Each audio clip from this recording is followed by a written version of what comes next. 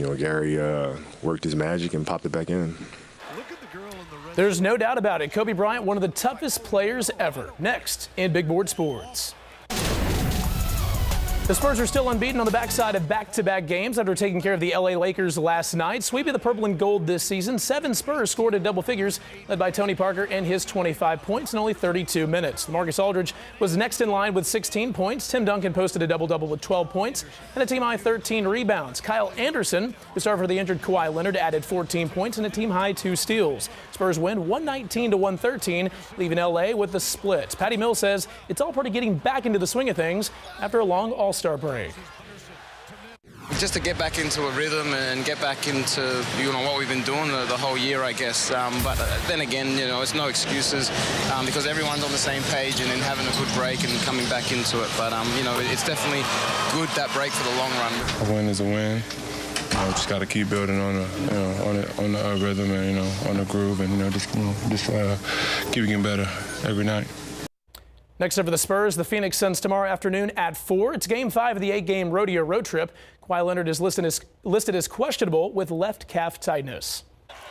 Kobe Bryant wanted nothing more than to beat the Spurs last night, his final game against the Silver and Black. He's the ultimate competitor and probably hates losing more than he even loves winning. With the Lakers out of the playoff picture, I'm sure he'll take any little victory as he closes out his amazing 20-year career. Before the last game last night, Coach Pop said you just can't help but watch him, kind of like the way you would watch Michael Jordan. We didn't get to watch Kobe close out his final game against the Spurs because of a dislocated middle finger on his shooting hand.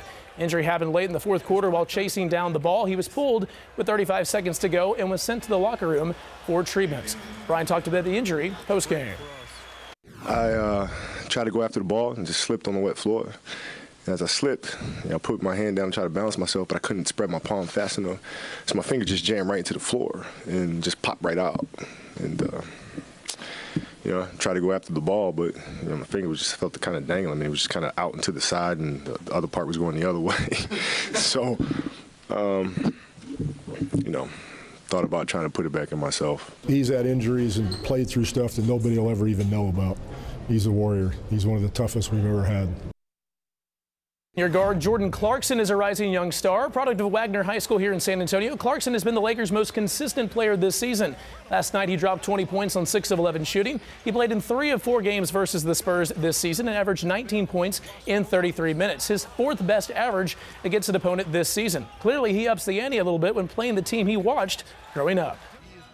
It's crazy seeing these guys on the court, even guys like Tim. I think I posted a picture on, it was like Twitter or something. Right, well, your mom works at a hotel in San Antonio, so you met a lot of these guys when you were a kid, right? Yeah, so, growing up, seeing those guys and, asking them for pictures, and now I'm on the same court with them, it's pretty crazy. Super Bowl 50 MVP Von Miller back in College Station to watch the Aggies take on number 14 Kentucky. End of regulation tied at 68. Daniel House gets a good look for the Aggies but comes up short. The Wildcats heave is no good, and we're headed to overtime for the 2nd year in a row. In OT, Aggies down 76-75, and attacking Anthony Collins misses. Isaac Humphries gets the ball and is fouled intentionally. Now Humphries, he slams the ball down in excitement, but you can't do that. That's a tech, and that technical fouled him out of the game. Both teams get 2 free throws. House made both for the Aggies. The Wildcats went 1 of 2 from the line, setting up a wild finish. Time ticking away. House misses the runner, but the freshman Tyler Davis is there for the putback layup. At the buzzer, Von Miller and company going nuts because the Aggies knock off the Wildcats for the first time since 2013, 79-77 in overtime. Number 25, Baylor making the trip down I-35 to face number 24, Texas in Austin. The Bears dominated this one. First half, Taurean Prince picks off the pass and races back for the two-handed slam, and it's 6-0 Baylor. He had 17 in this contest. Later in the half, Prince drives, shoots and misses, but Jonathan Motley is there for the putback to make it 38-22 Bears. Motley scored 24 points on 12 of 13 shooting. That's impressive to say the least. Baylor takes it 78-64, outscoring Texas 50-32 in the paint. Churchill grad Connor Lambert had 9 points in the loss. To Morgantown now, the great Jerry West taking in West Virginia and Oklahoma. West, the former Mountaineer. Second half, Sooners' Buddy Hield turns it over. Jason Page makes the transition layup, tying things up at 52. Oklahoma would then take charge after that with a 9-0 run off the Mountaineers' miss. Sooners on the fast break and healed for 3. It's now 61-52 Oklahoma. Buddy with the game-high 29 points. Later on in the half, Isaiah Cousins showing off his handles, then goes 3-ball over the defense. He scored 12, and number 3 Oklahoma beats number 10 West Virginia 76-62. Staying right here in San Antonio, Our Lady of the Lake tonight taking on Langston University and head coach Cheryl Miller. She's a member of the Women's Basketball Hall of Fame and the Basketball Hall of Fame. But the Saints, they ruled this game from the start. Whitney Salmon with a steal under the basket, and she lays it in for 2 of her team leading 12 points off the bench. Later on, the pass goes to Daniela Nepente for a 3-ball. She scored 9 points, all from beyond the arc. And the Saints rolled to an easy 92-38 win. They clinched their 4th Red River Athletic Conference regular season championship. The Saints are ranked number 1 in the NAIA and have won 24 straight games.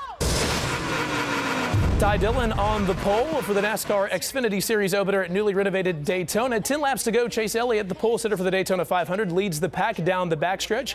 But how would he finish? Final lap coming out of turn 2. Joey Logano on the outside has a run, so Elliott goes high to try to cut off their momentum.